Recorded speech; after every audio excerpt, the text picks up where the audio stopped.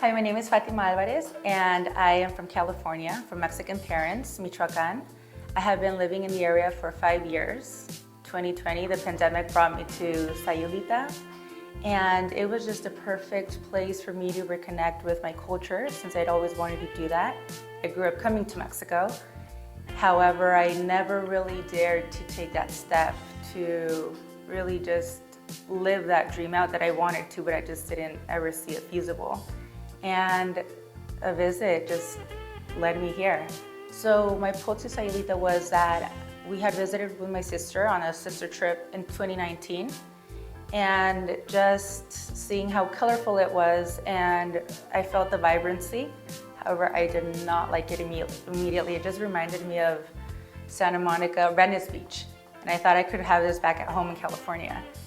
The pandemic, I go back home, the pandemic hits, and that's when I wanted a place that I could escape to. I was going back to Los Angeles to work in fashion. That's my realm, my background. But I wanted a change in what I was doing in my career.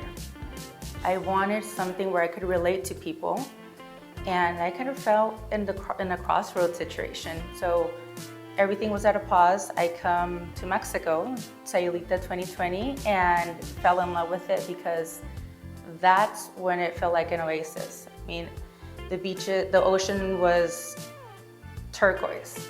The beaches were clean. You saw pelicans on the water. It just felt like a place that very much resonated with me by then. But I still didn't know that I was going to then merge into real estate. I wanted to because I had my parents, just from learning from them, buying and selling homes, they had all kinds of real estate agents. But it wasn't until their last one that she really made a huge impact in me. She was just very personable, very caring, and shared her stories about why she loved what she did, which was helping people. She gave an example of helping this single mother, and they went through like 30 homes until she found the perfect one for her kids.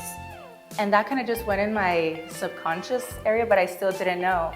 So when I got here, I would wake up every day and just kind of like pray, kind of like journal everything that I could do to see what I could do while I was kind of at pause in my life as well. And I didn't know that that's what Sayulita was going to serve for.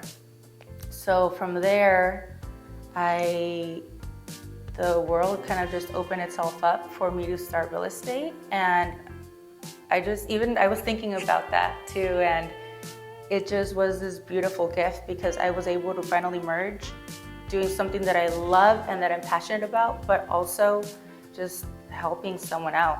Because now I've had my fair share of stories where I've had clients that want to move because they want to have a better relationship with their families. And being somewhere like here, they're able to do that. So that's kind of been a full circle moment for me. Yes, I thought it was going to be rather easy moving here. The hardest thing at the beginning was breaking away from my family. We're a very small family, but very tight-knit. Mom, dad, and my sister. And she's my best friend, like my soulmate. And with my parents too, so that, and then we have dogs. So that home is just at the core of what I am, and that was my hardest challenge. But it was also, I'm always just seeking adventure. So it was also kind of like weighing out one thing for another. And then I just thought about being positive and saying, I'm going to embark on this journey, then I can see my family, right? So one thing gave for another. But the second challenge was getting here and realizing just how it's different in a sense, even though we're really, really lucky to have, I think we have a really, advantageous situation with having many of the stores, for example, that we have back at home that can make it way easier to get anything. The weather is just an amazing thing. For me, that I love the summer, I feel like I'm solar powered. But also when it rains here, it pours. So there's just one thing after another that can come with its challenges there. So that's what it was. I think just not really being prepared for those kind of things that no one really talks about. When you get sick, and then it's good that when you start meeting people and then the connections that they tell you, you can go to this doctor. So it's always good to have resources like those. which will make it easier. So those were my challenges, I would say. Yeah, just kind of easing into a life that even though it may seem great all around, it still has a little bit of its challenges. I think what surprised me, which I didn't really have in the States, I mean, I've always had a great network of friends, but community. That is what surprised me, that almost in a very overflowingly beautiful sensation, I wanted community as well. Purpose and community were things that I really, really wanted, and for a place to feel like home, away from home. And I've had my fair share of situations where I've been sick, where I've moved, and there's always been more than one person that has offered their help. So, and it's both locals and expats. So it's just a mix of that, and just how you really see that people are not really divided. I mean, right, there's a little bit of everything in the world, but I feel that here it makes for a great place for community. So that's something that surprised me, but in a really positive way. I've always had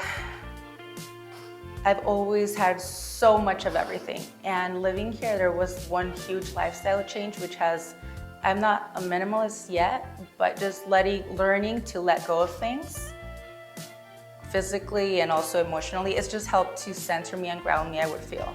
And just appreciating life more and more of the simplistic things of life. I think that maybe being surrounded by nature is one thing, but when you just realize that what we have and that we don't really need much, I think that that's been a huge, huge lifestyle change, and also a lesson for me that, yeah, less is more, and you get to enjoy life a little bit more as well. Yeah. Envision your 80-year-old, 100-year-old self and think, would that person, he or she, be proud of me for moving or not moving? That was probably the thing that held me back the most before I decided to move. Again, I wanted to pursue adventure and live somewhere else other than my home country. But I was afraid, and again, I have the roots of coming here, knowing the language. I'm a quick drive from where my family is from, but I was scared. And once I did it, I saw how the universe really opened up to meet me, to back me up, and to send all these people that are looking out for you and opportunities. So this is for anyone that thinks that it's an impossible thing. Of course, you have to consider your financials, your health, whatever the case may be. But if there's a will, there's a way. And just that, it's much easier than what you think, especially because now we have so many resources. And with that, I mean, we have extensive knowledge of facilitating a smooth transition for you. So I would say just really listen to your inner self and see if that's something that is even of interest to you, and just take that leap of faith. Yeah. And it's also this thing that you see people happier too, right? It's still hot, but I think that the sun just really feeds our souls. So it's that we're like, okay, complaining about it being hot and humid, and then hotter and more humid, but then we make a way of rising earlier too, right? Or yeah, to do our activities. One question that really stood out to me was community and just having that. So that really is what the epitome, I mean, even here, even with this company, with Coldwell Banker, I just feel that I've just found that sense of community that I just really strive for. And with that is just also the kind of clients that I've had, that they look after me, I look after them, and it's just this beautiful journey that just continues to unfold. So I just feel really blessed to be here and to just do life in paradise. Yeah, life in paradise is great.